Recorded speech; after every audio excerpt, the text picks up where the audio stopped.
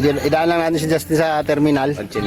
Tapos, siyempre, may konting katanungan. Yes. Anong pakiramdam sa ilang araw na bakasyon dito? Siyempre masaya, saka nakakamiss kasi di ba dati always ay nasa mission.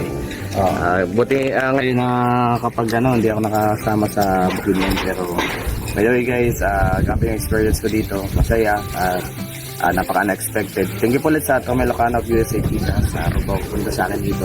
Bigyan nila ako ng opportunity na akala ko kasi diretso pasokan na, kumbaga wala na akong gala ba. Wala nang susunod na...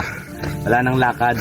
Tapos biglang ganun na nakapunta ako na Maylas, nakapunta ako dito na hindi ko din naman inaasahan. Yeah, bliss talaga, no? So, kasi kung sa akin lang, kung sa budget ko lang, sabihin natin na wala tayong ganun amount para i-sustain yung papunta natin dito.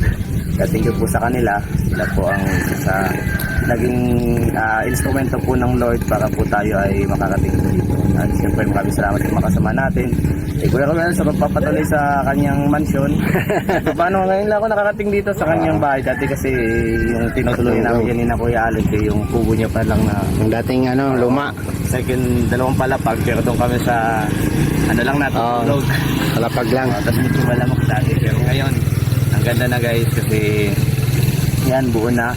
At siguro soon pagdating ko dito talagang ayos na yan kung ako po makabalik dito, kung ako kung kalooban ng Lord na makabalik tayo dito, di babalik po tayo. So salamat po and God bless po sa lahat. Grabe yan. So, Napaka-bliss ni Dudong guys kasi ayan na ayan.